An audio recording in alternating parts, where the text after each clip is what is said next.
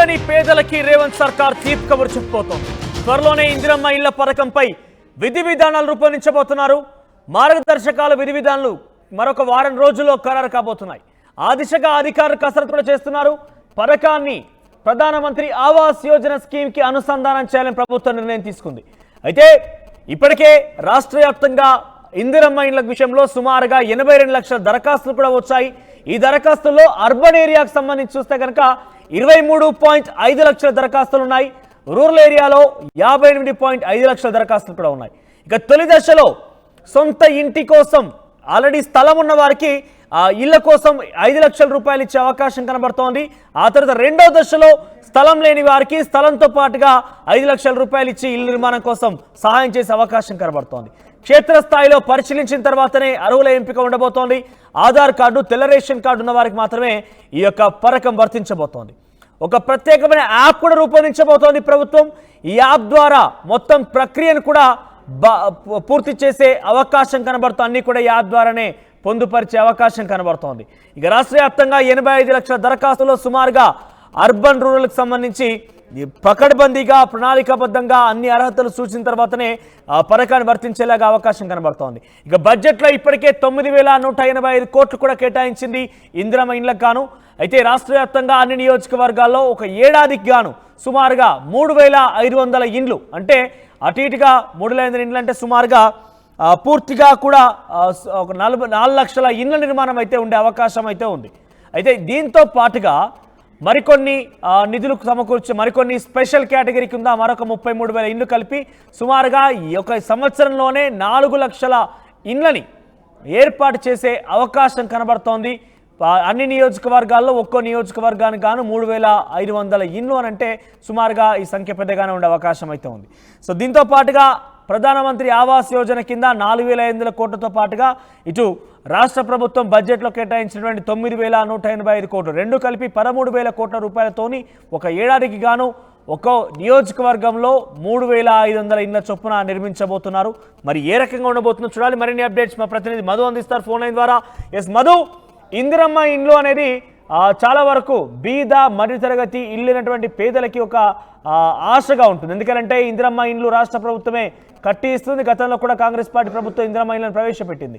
ఈ నేపథ్యంలో ఈసారి ఎటువంటి విధి విధానాలు రూపొందించబోతున్నారు? ఈ విధి విధానాలకు సంబంధించి ఎటువంటి ప్రత్యేకమైనటువంటి కార్యాచరణ రూపొందించింది రాష్ట్ర ప్రభుత్వం? ఎగ్జాక్ట్లీ, ఇల్లు లేని నిరుపేదలకి ఇదంతా ఒక పెద్ద గుడ్ న్యూస్ అనే చెప్పుకోవచ్చు. వరుసగా ఒక్కొక్క పథకం పైన ఫోకస్ చేస్తున్నామని చెప్తా ఉన్నారు. ఇప్పుడు ఇందిరమ్మ ఇళ్లకు సంబంధించినటువంటి విషయంలో త్వరలోనే గైడ్ లైన్స్ రానున్నాయి. దీనికి సంబంధించి ఎట్లా ప్రొఫార్మా, ఎవరు అర్హులు, ఎలా గుర్తించాలి, వారు ప్రస్తుతం ఏ ఇంట్లో ఉంటున్నారు, వారు సొంత ఎన్ని సంవత్సరాల నుంచి ఆ ప్రాంతంలో ఉంటున్నారు, వీటన్నిటిపైన క్షేత్రస్థాయిలో పరిశీలించి నిర్ణయం తీసుకుంటారు ఈ అర్హులకు గుర్తించినటువంటి సమయంలో.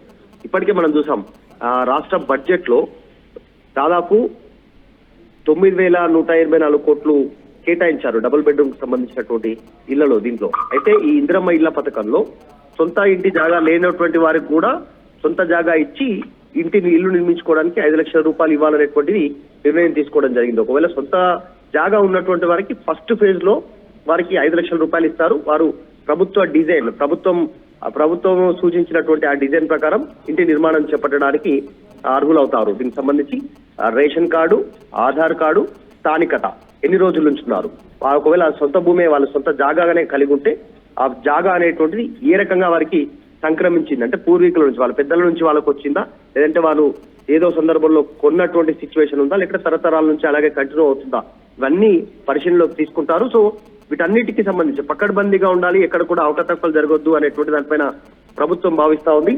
గత ప్రభుత్వంలో డబుల్ బెడ్రూమ్ల అంశంలో వచ్చినటువంటి అపవాదు ఇప్పుడు రావద్దనే 5 లక్షల రూపాయలు జాగా ఉన్నటువంటి వారికి ఇవ్వాలనేటువంటి నిర్ణయం తీసుకుంది. వారే కట్టుకోవాలనేటువంటి అపవాదు రాకుండా డైరెక్ట్ గా వారి బ్యాంక్ అకౌంట్ లో చెక్ రూపంలో వచ్చేలాగా. తర్వాత సెకండ్ ఫేజ్ లో జాగా లేనటువంటి వారిని కూడా గుర్తించి వారు ప్రస్తుతం ఎక్కడ నివాసం ఉంటున్నారు, వాళ్ళు ఎక్కడ కోరుకుంటున్నారు, వారి స్వస్థలం ఎక్కడుంది వారు అనేటువంటిది, అక్కడ జాగాకు సంబంధించినటువంటి విషయంలో ప్రభుత్వం ఎంత అందుబాటులో ఉంది, వారు ఏ కేటగిరీలోకి వస్తారా, గ్రామం, మండలము, తర్వాత మున్సిపాలిటీ, ఈ పట్టణ పరిధిలో ఎంతవరకు వస్తారు, ఆ ఏరియాలో వారికి జాగా ఇచ్చిన తర్వాత ప్రభుత్వమే 5 లక్షల రూపాయలు అక్కడ మంజూరు చేసే అవకాశం ఉంది. దానికి సమయం పట్టొచ్చు, కానీ మొదటి దఫాలో మాత్రం జాగా ఉన్నటువంటి వారికి ఇల్లు నిర్మాణానికి ప్రభుత్వం గైడ్లైన్స్ సిద్ధం చేస్తా ఉంది.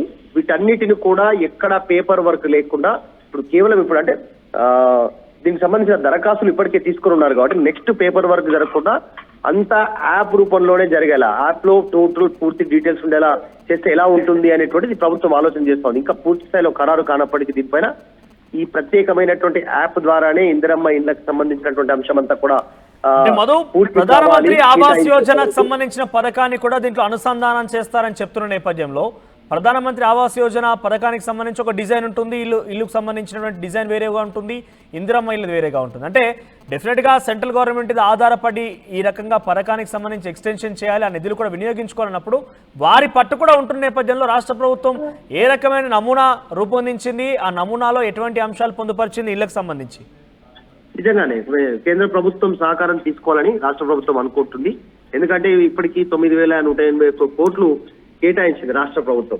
ఒకవేళ కేంద్ర ప్రభుత్వ సహకారం తీసుకోవాలనుకుంటే రేపు ఫ్యూచర్ లో వీటికి సంబంధించి దాదాపు 4,600 కోట్లకు పైగా రాష్ట్ర ప్రభుత్వానికి కేంద్రం నుంచి నిధులు వచ్చే అవకాశం ఉంటుంది. ఇది ఆర్థికంగా సహాయపడేటువంటి అవకాశం ఉంటుంది. ఎందుకంటే నిరంతర ప్రక్రియ కేంద్రం ప్రకటించినటువంటి PMAY ఏదైతే ఇల్లు ఉన్నాయో దానికి సంబంధించి అర్బన్ ఏరియాలో ఒకలాగా, అంటే సిటీ ప్రాంతాల్లో రూరల్ ఏరియాలో మరొకలాగా దీనికి సంబంధించినటువంటి బడ్జెట్ ఉంది. దానికి సంబంధించిన నిధులు విడుదల చేస్తా ఉంది కేంద్ర ప్రభుత్వం. దాన్ని పూర్తి స్థాయిలో రాష్ట్ర ప్రభుత్వం తమకు అనుకూలంగా దాన్ని నిధులను వాడుకోవాలనుకుంటుంది. సో దాని ప్రకారం ఖచ్చితంగా కేంద్రం గైడ్ లైన్స్ ని రాష్ట్ర ప్రభుత్వం ఫాలో కావాల్సి ఉంటుంది. ఆ డిజైన్ వీళ్ళు తీసుకెళ్లాల్సి ఉంటుంది ముందుకి యథావిధిగా. సో ఇప్పుడు సొంత జాగా ఉంది కాబట్టి ఈ రూల్స్ ఫార్మేషన్ ఎట్లా చేస్తారు, గైడ్ లైన్స్ ఏంది అనేటువంటి త్వరలోనే ఒక క్లారిటీ రావడం దీనికి సంబంధించినటువంటిది.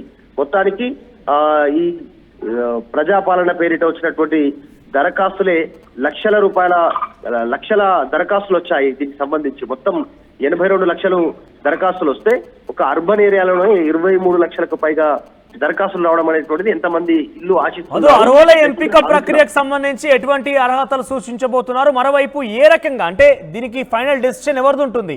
వీరు అర్హులుగా భావించే విషయంలో గతంలో మనం కొన్ని పథకాలు చూస్తే కనుక మంత్రి లేదంటే ఎమ్మెల్యే కలెక్టర్ చేతిలో ఉండేది. ఇప్పుడు ఏ రకంగా ఉండబోతోంది? క్షేత్రస్థాయిలో పరిశీలన విషయంలో ఏ రకంగా ఉండబోతోంది? క్షేత్రస్థాయిలో తనిఖీ చేయాలనేటువంటిది ప్రభుత్వం నిర్ణయం చేసింది. ఇప్పటికే గ్రామం, పట్టణం, మున్సిపాలిటీ, వార్డుల వరకు ప్రత్యేకంగా ఒక పరిశీలన చేయడానికి ఒక అధికారి ఉంటారు. పర్టికులర్ గా లబ్ధిదారులు అర్హులా కాదా అనేటువంటిది తేల్చేందుకు ఒక సర్కార్ ఒక ప్రత్యేక ప్రొఫార్మానే సిద్ధం చేసింది.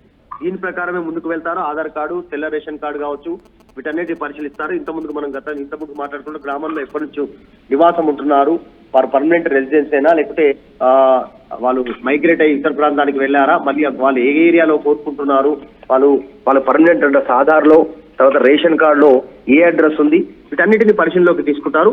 ఏ ఇంట్లో ఉంటున్నారనే వివరాలు కూడా సేకరిస్తారు. ప్రస్తుతం ఉంటున్నటువంటి రెంట్కుంటున్నటువంటి వివరాలు కూడా సేకరిస్తారు. సో వాళ్ళు నిజంగా దరఖాస్తుదారులు నిజంగానే అర్హులై ఉంటే, ఇంటి స్థలం వాళ్ళకి సొంతంగా వాళ్ళదే అయి ఉంటే కనుక వారికి ఈ 5 లక్షల రూపాయలు మంజూరు చేయడానికి ప్రభుత్వం సిద్ధంగా ఉన్నట్టుగా తెలుస్తా ఉంది. చాలా పకడ్బందీగా ముందుకు వెళ్ళాలి అనేటువంటి దాంట్లో ఒక ప్రొఫార్మాను ప్రభుత్వం సిద్ధం చేస్తా ఉంది. రైట్ మధు, సో మొత్తం మీద పేద ఇల్లు కోసం ఎదురు చూసేటువంటి పేద ప్రజలకి రాష్ట్ర ప్రభుత్వం ఒక తీపి కబురని చెప్పొచ్చు. సో త్వరలోనే వారం రోజుల్లో పూర్తి స్థాయిలో విధి విధానాలు రూపొందించి ఇందిరమ్మ ఇండ్లకు సంబంధించిన అంశాన్ని తెర మీద తీసుకురాబోతున్నారు. పరిశీలనకి క్షేత్రస్థాయిలకు అధికారులు వెళ్తారు. మొదటి విడతలో భాగంగా, మొదటి దఫాలో భాగంగా ఆల్రెడీ స్థలం ఉండి ఇల్లు కోసం కట్టుకోవాలనుకునే వారి యొక్క ఆశయాన్ని, లక్ష్యాన్ని నెరవేర్చబోతున్నారు. వారికి 5 లక్షల రూపాయల ఆర్థిక సహాయం చేసి వారిని ఇల్లు నిర్మించుకునేందుకు అవకాశం ఇవ్వబోతున్నారు. రెండో విడతలో భాగంగా స్థలం లేని వారికి స్థలం కేటాయించి, ఆ తర్వాత 5 లక్షల రూపాయలు కేటాయించి వారిని కూడా సొంత ఇంటి కళ నెరవేర్చబోతున్నారు. సో గతంలో ఇందిరమ్మ ఇళ్ల విషయంలో రాష్ట్ర ప్రభుత్వమే కొన్ని మెటీరియల్ సప్లై చేసేది. అప్పుడు చాలా వరకు అవకతవకలు ఏర్పడ్డాయి, చాలా వరకు కమిషన్లు, లంచాలు కూడా తెర మీదకి వచ్చాయి. వాటన్నిటికీ స్వస్తి చెప్పేందుకే ఈసారి నేరుగా 5 లక్షల రూపాయలు ఇచ్చి వారినే ఇల్లు నిర్మించుకునే విధంగా రాష్ట్ర ప్రభుత్వం సలహా సూచన చేయబోతోంది. ఆ దిశగానే ఏర్పాటు చేయబోతోంది. తాజాగా ఈ పరిస్థితి పైన ప్రధానమంత్రి ఆవాస్ యోజన పథకాన్ని కూడా అనుసంధానం చేయబోతున్నారు. ఈ నేపథ్యంలో అటు 4,600 కోట్లు కేంద్రం నుంచి రాబోతున్నాయి. 9,185 కోట్లు ఇప్పటికే బడ్జెట్ ప్రవేశపెట్టింది. రెండు కలిపి సుమారుగా 4,30,000 ఇండ్లని ప్రతి ఏడు కట్టేందుకు రాష్ట్ర ప్రభుత్వం నిర్ణయం తీసుకోబోతోంది. ప్రతి నియోజకవర్గంలో 3,500 మంది నిరుపేదలకి ఈ యొక్క పథకం వర్తించబోతోంది. వాటిని పూర్తి స్థాయిలో పరిశీలించిన తర్వాత ఎవరెవరనే విషయాన్ని రాష్ట్ర ప్రభుత్వం తేల్చబోతోంది. అయితే రాష్ట్ర వ్యాప్తంగా ఇటీవల కాలంలో ప్రజాపాలనలో భాగంగా 82 లక్షల దరఖాస్తులు వస్తే దాంట్లో రూరల్ ఏరియాలోనే చాలా పెద్ద ఎత్తున దరఖాస్తులు వచ్చాయి. 58 లక్షల దరఖాస్తులు కేవలం గ్రామీణ ప్రాంతాల్లోనే వచ్చాయి. ఇక అర్బన్ ప్రాంతాల్లో 23 లక్షల దరఖాస్తులు కూడా వచ్చాయి. వీటందరి కళ ఏ రకంగా నెరవేర్చబోతున్నారు చూడాలి. సో ఏదేమైనా కూడా 82 లక్షల దరఖాస్తుల్లో భాగంగా ప్రతి ఏడు 4,30,000 ఇండ్లు నిర్మిస్తామని రాష్ట్ర ప్రభుత్వం చెప్తున్న నేపథ్యంలోనే 5 ఏళ్ల పదవీ కాలం పూర్తయ్యేసరికి కేవలం 20 లక్షల పైచీలకు మాత్రమే పూర్తయ్యే అవకాశం ఉంది.